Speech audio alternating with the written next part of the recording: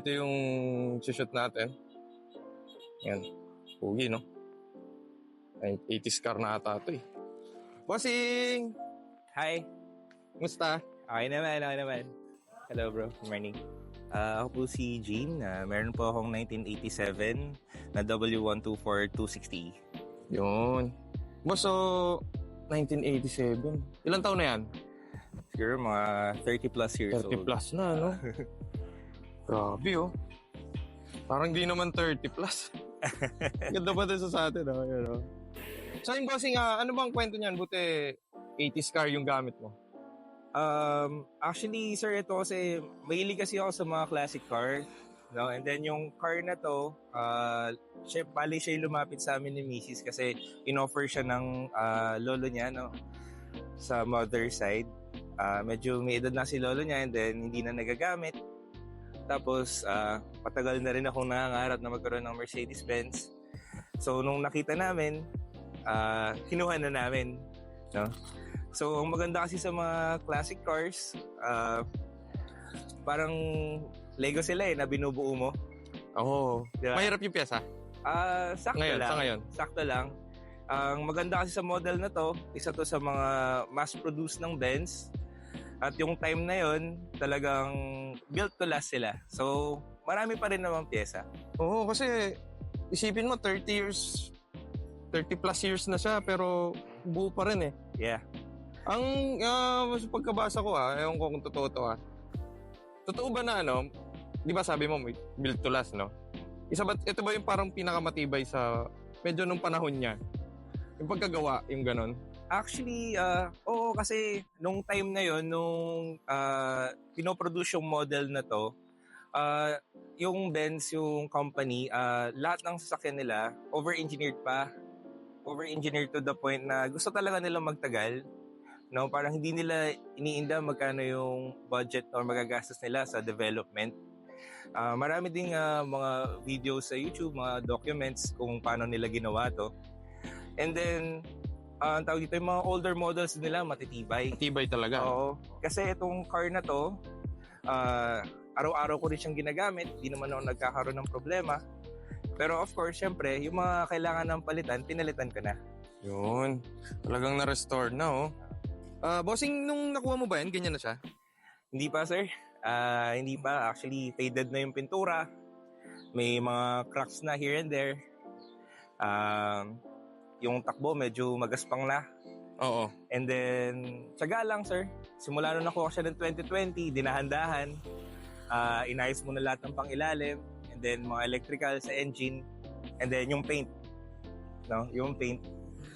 To make it presentable, talagang hindi naman siya biglaan. Talagang, kumbaga, biyahe siya eh.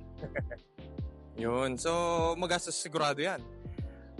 Sakto lang, sir. Sakto lang. So, kasi, pagkakaalala ko nung bata ako, nakikita ko lang to sa mga lolo ko. Sa mga lolo, tsaka yung mga may pera. Yung mga merong something nung araw. Yes. Di ba? Tama. Kasi parang luxury car na to nun eh. Yes. Nung panahon nila. Actually, sobrang advanced niya para sa age niya, no? Oo. Fuel injected for an 80s car. And then may mga power windows, may sunroof, yan, power antenna. And then meron kasing mga options to nung time na yon na power seats, yan, kumbaga power lahat. Although yung itong model na meron tayo is manual pa naman. So, nung time na yun, talagang worth it yung babayaran mo no? Yes. Kasi ikaw lang yung meron eh. Yes. Pag ganyan yung mga sasakyan mo eh. And, ayun, nakakatuwa kasi siya. Kahit very simple niya at straightforward, pag nakita mo sa daan, talagang titingin ko eh. Madalang na lang sila, yes. Tapos, parang, uy, Benz, may mga napapanood natin sa mga pelikula ng mga unang araw. Pag nakakita ng Benz, yung mga pamilya na mga mayaman, presidente, ganyan, di ba? Oo.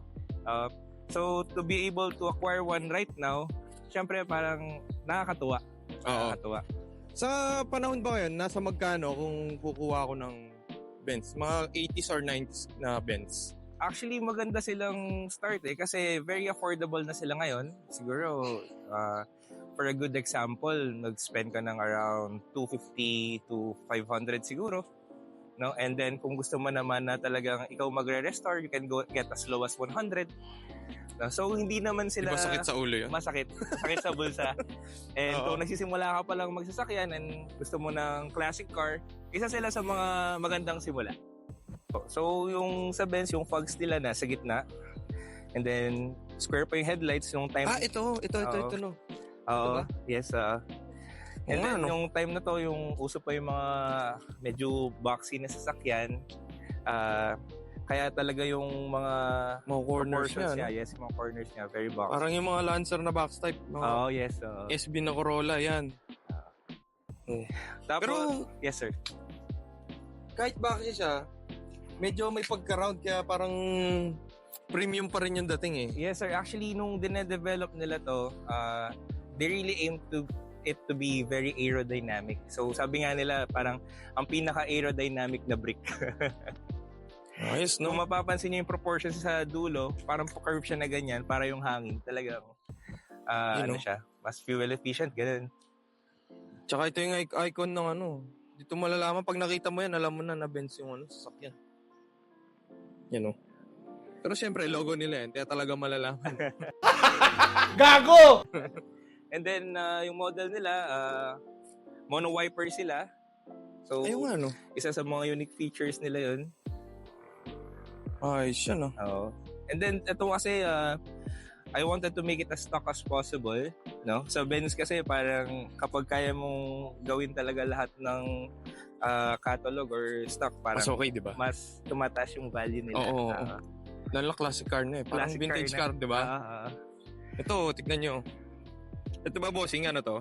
OEM na mugs ba yan? Yes sir, yung stock mugs pa niya yan. Ito. Alam mo, hindi 30 years old. Tapos yung ang tawag dito, yung sa jack nila, meron silang sariling lalagyan ng jack, diba yung mga jack nila. So, pag binili mo yung sasakyan, may kasama siyang tawag dito yung jack na para sa kanya. Oo. So, lahat ba ng Benz ganyan sa baba? Mostly sa experience ko, Parang ganyan. sa di pa kasi ako na-handle ng mga bago eh. Mostly 80s yung mga Pero iba din mag-isip hawakan mga ko. German, no? Parang Oo. hapon din eh, oh. Oo. Gusto nila exclusive sa kanila, oh. Sila lang may ganyan. Tapos dito naman kaya ganito yung design nung ng taillights nila kasi 'di ba sa ibang bansa nag-snow. So Oo. they made sure na hindi matatakpan yung mga taillights. And kaya ganyan design meron niya. siyang, Oo. may lubog, oh. Galing mag-isip. Tapos ayun yung proportion sa likod kung titingnan natin wala sa likod. Ang slick na slick, oh. Oo, slick siya. Parang slickest lang yan. Nice. Yan, yung muffler ba niya? Stock yan? Ito hindi ko pa na-confirm eh kasi nung nakuha ko siya, ganyan na siya. Ganyan. Hindi ko Pero pa maganda siya siyang tignan. Yeah. Yan, oh. Kumbaga sa lolo, naka-Jordan. May konti accessories. Tapos naka-tint. Ito, clear tint lang. Kami na yung nag-tint sa shop, sa Wash Authority. Ayun, kami na rin yung nag-detail, lahat-lahat. So yun, mamaya guys, punta tayo sa shop ni Bossing. Pakita natin yung Wash Authority. Sige po. Bossing, pwede ba natin check yung sa loob? Opo. Sa interior naman, very straightforward. Nung time na kasi na yun, mahilig pa sa mga wood yung, yung Benz. And then, ang maganda sa mga lumang sasakyan is, or lumang mga Benz, is yung mga switches nila. Para kang piloto. Maraming switches. Oo. So, merong switch para sa, sa air circulation ng aircon, ilaw sa likod, hazard. Ito, para saan to? Ilaw yan. Ilaw sa sa loob. likod. And then sa likod. Ay, meron sa likod. And then yung sa aircon niya. Ayan. Buong-buo pa, oh. Diba? Linis. Ito ba, yung ganyan, wood finish? Pang premium yung dating, eh. Although hindi ko pa talaga totally na-restore. Ang dami switch, oh. Dito mayroon pa switch. Bossing, kumusta naman yung niyan? Pagdadrive niyan? Okay naman, sir. Parang nakamodelo. Pero yung classic tingnan. Iba pa rin yung feels, eh, no? Classic tingnan. Sa gas consumption, kumusta? Ito kasi model na to, nasa 2.6 na straight 6 eh. Siguro mga 7 to 8. Pwede na. Average. Pwede na. Parang normal car. Parang Civic lang. Oo. Parang Civic lang. Oo. Pero para sa di ba? Kumbaga miles per liter na yun. Smiles per liter. Miles Iba yung feel kasi pag classic yung dala mo, di ba? Totoo. Yun. Stock and steering wheel. Ayun yung gauge. Buong buo. Uy, may sunroof. Bossing, may Commander ba yan? Yes, sir. Commander to. Ay, tingnan natin. So, yun, no? Panis. 30 years old dyan, guys. 30 years old. Tapos, Commander ano pa ba? Ito, power yung isang side mirror. So, kapag gusto mong i-move, magagalaw mo lang. Commander ba yan? Ay, alam ko, ma-under pa siya. Ayun, Commander. Yan, ma-under pa. Hindi ko lang kung nakita pero gumagalaw. So, yun. Sa amin kasi sa mga 90s car, lalo sa Civic dito, sakit namin. Malagutok. Tapos, ayun, ang sakit lang naman nila is yung mga interior nila. I think very common sa mga Euro cars ng time na yun. And then yung design nila sa side mirror, yung isa rectangle siya, tapos yung sa right side naman, square siya. Hindi talaga sila parehas. Ay, ganun? Oo. Kaya nga, check natin. Ay, oo nga. You know? Uy, mayroon pa switch dito. Bossing, ano naman yan? Sa ilaw? Ito sa ilaw naman. So, pwede siyang, ito yung ano niya, headlights. And then kapag gusto mong fogs, pwede mo siyang hilahin. Lolo vibes. Oo, Lolo vibes. Lolo vibes. So yun, nasabi mo kanina, di ba, medyo okay nang bumili ngayon kasi mas mura na, no, bossing, Yeah. no? Ano ba yung expect nilang sakit? Yung mga sakit na pwede nilang ma-encounter. Ang usual na sakit ng mga lumang sasakyan kasi yung kalawang. So, ayun, kung hahanap man sila, make sure lang na nakaganahin na maayos sasakyan. At the same time, sa Benz kasi, lalo na kung baguhan ka, mas maganda na humanap ka ng mas malinis na ng kaunti. Yes, Tsaka mas okay na yun less gastos, di ba? Yes, kasi lalo na pag minsan, sabi nga nila, yung pinakamurang Benz, yun yung pinakamahal kasi yung restoration niya medyo Tama yan. So kahit anong binibili nyo sa sasakyan, guys, sa ngayon sa panahon ngayon, kasi dati sinasabi ko, yung mura, hanap ka ng mura Pero ngayon, hindi, umanap ka na ng maganda. Mas mapapabilis ang proseso mo, di ba? Pero subjective din, sir, kasi may mga may gusto mo sila gusto sumakit yung ulo, di ba? Gagawa. May mga talagang restore, no?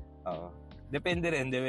So kung nagsa-start pa lang kayo, mas okay na yung okay, di ba? Yung mas okay. Kung may i-improve ka man, hindi na ganun kalala. Tama. Pwede ba natin check yung engine bay nito? Opo.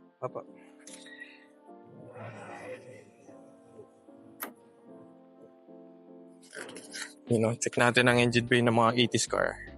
So yun, bossing, ano bang meron dito? Ano ba nangyari yan? Ito yung yung 2.6 na straight 6 ng Benz. Fuel injected. K-Jetronic yung fuel system niya. And then, tawag dito, 12 valve. Around 158 horsepower kung hindi ako nagkakamali. Pero noon yun, siguro ngayon, bawas-bawas na yan. Dito sa engine, wala naman akong minodify. Kumbaga talagang maintenance lang. Yung lang sigurong lock niya kasi nung time na ginawa ko yung sa lock niya, Japan yung nilagay nila. Hindi ko pa nababalik yung sa original nila. Kasi original nila, vacuum type. Okay. Vacuum type sila. Okay naman, Japan naman Goods tayo dun. And then ito, hindi na maandar, pero sabi ng mekaniko, para saan ba yan? Dun sa self-leveling suspension niya. So yung original kasi niya sa likod, self-leveling siya. So kapag may load ka, ile-level niyang High-tech, no? Isipin mo, 80s pa lang. Naisip na nila yun.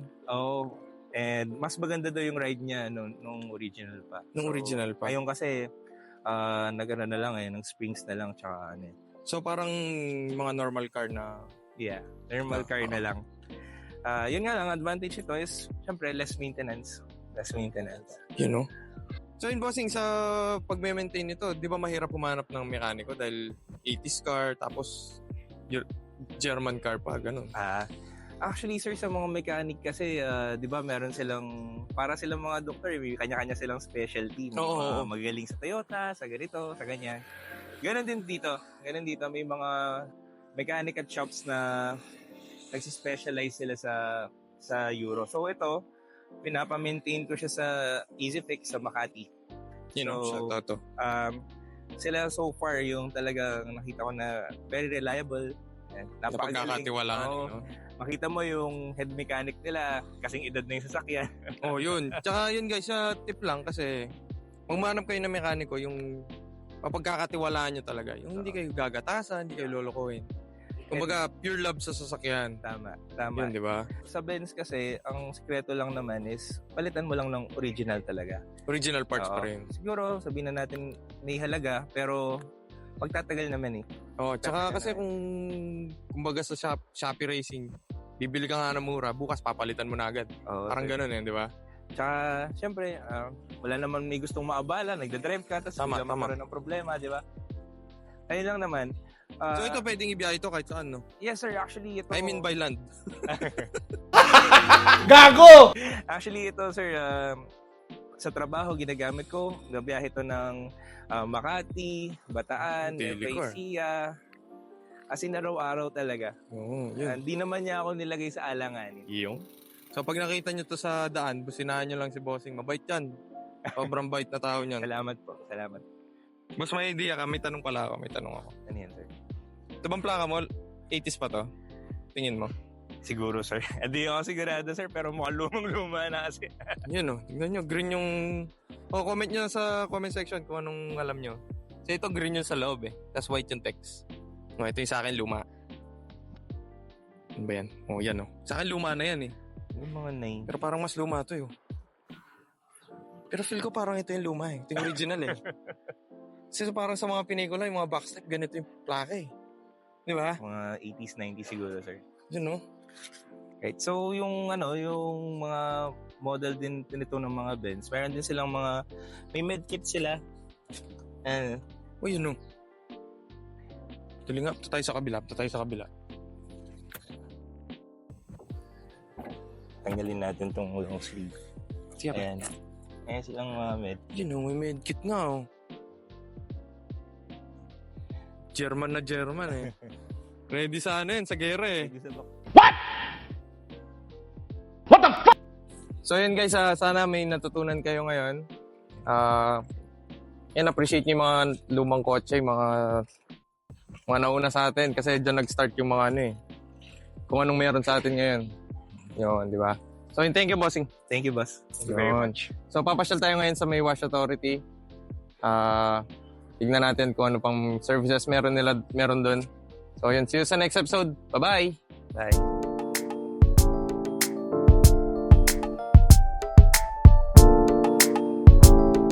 So nandito na tayo sa May Wash Authority. And tanongin natin si Bossing, anong meron dito? Boss, anong meron dito sa shop mo? So ito yung ang humble shop natin. So we do detailing, ceramic coating, ceramic din, paint protection film. Yun Sa mga malalapit dito. Saan ba kasi ito, Bossing? Located tayo sir sa may Capitol Boulevard. Malapit lang tayo sa Mega World. Yung development niya sa may biggest McDo. Yun. So guys, pag naghanap kayo ng ceramic coating, punta na kayo dito. Mura na, tapos quality pa. Yes, yun, di ba? Goods and services dito, may PPF. May PPF, di ba? Yes sir. So yun, ano pa bang merong services nyo dito? Maliban sa ceramic and PPF? Meron pa ba? Mga sir, usual auto detailing. Kapag may mga dumi na hindi na kayang tanggalin ng regular car wash, pwede dito, diba? Kaya natin na yan. So yun, pag pumunta kayo dito, meron kayong discount. Sure. Sabihin nyo lang yung pangalan ko. Sneakers, di ba? Ikot tayo. So, ito yung PPF room natin, at the same time ceramic tint room. So, dito natin ginagawa. So, it's an air-conditioned room para dust-free. Ayan. So, Commercial kayo dyan, Jessica. dyan si Kyle. Libre kiss kay Kyle. Yan Taken na yan. So, ayan, sir. Usually, sa ceramic tint, nililinis na namin yung mga tint na previous installed tint. And then, lahat na necessary preparations para sa clean installation. Ganda nito. Tapos dito, Bossing, sa labas. Dito naman, dito tayo nagdi-detail. So, yung mga After nila dito, kung may kailangan na finishing, dito natin ginagawa. At the same time, kapag may mga kailangan mo ng linisin, mga detail, yung machine polish, yan, yung mga medyo maduming trabaho, dito natin Dito na sa ginagawa. labas. Oo.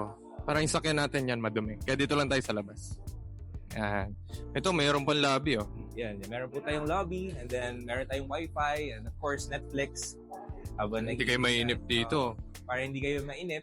At the same time, para nakikita nyo rin paano ginagawa yung sasakyan ninyo. Libre daw kape. Oo. Oh, libre daw kape. Oo. Ayan. And then kung may mga questions kayo, may admin din tayo sa loob para makausap, makapagtanong. And then we have our very friendly managers. And Saan ba kayo pwedeng kontakin, sir? meron po tayong Facebook page sa Wash Authority po sa Facebook. Pwede niyo po kami message doon. No? Pwede po kayong magtanong kung may concerns po kayo or may mga gusto kayong gawin sa sasakyan nyo or may tinatanong kayo na paano ba to, ganito yung sitwasyon ng sasakyan ko, matutulungan po namin kayo. Bossing, tanong ko lang, na-curious lang ako, bakit Wash Authority yung pangalan ng shop? Actually, sir, nag-start ito ng 2017. So, hindi ko naman in-expect na talaga magbi-business ako. IT graduate kasi ako eh. Pero, meron kasi akong tito na nakakwentuhan dati na from nothing talaga to something. So, sabi niya, Gene, taasan mo yung pangarap mo. So, kumbaga sa akin, tumatak yun. Sabi nga, libre lang mangarap eh. Tama. Libre lang mangarap. So, nangarap ako magkaroon ng business and the same time, na-realize ko na parang yung IT industry hindi para sa akin. Gusto ko na, ayan, may nakakausap na mga tao. Tao, di ba? Ayan, may nami-meet na mga bagong tao. At the same time, nasa labas lagi. Ayan. Unlike sa nasa harap ka lang ng computer. So, sabi ko, sige, subukan ko. So, ayun, nag-start kami ng car wash. Nag-isip ako ng business na parang mamahalin ko. Mamahalin ko na hindi ako magsasawang gawin. Yun, dapat ganon. Parang secondary na lang yung pera. Tama. Secondary na lang. So, naisip ko, may ligaw sa sasakyan. Tsaka nangarap ako magkaroon ng sasakyan. Tulad nito. So, start ako ng car wash. And then, 2017 yon. Ito pong tinatayuan ko. Graba lang po yan. Graba lang po dati yan. And then, ito po, yero lang po. Bare na yero. And then, wala pa nga po kaming launch noon eh. Thankful ako sa mga kliyente natin. At the same time, sa team ng Wash Authority. Lalong-lalo na sa wife ko. No? Napalago natin yung business. No? Na hanggang sa natuto tayo mag-detail, coating, hanggang ngayon, paint protection film, or kung ano man yung bagong technology ngayon. So, malaking pasalamat ko lalo na sa wife ko kasi walang Wash Authority kung wala siya eh. Yun naman yun eh, di ba? Kailangan humanap ka ng partner na tutulong sa'yo pag angat. Tama. Kung ano man yung makakulang sa akin, siya yung pumuna. Yun, ganda nun, no? And then, ayun, kung sa tingin ko, wala naman talagang sikreto sa business namin. Mahal lang namin yung mga kliyente.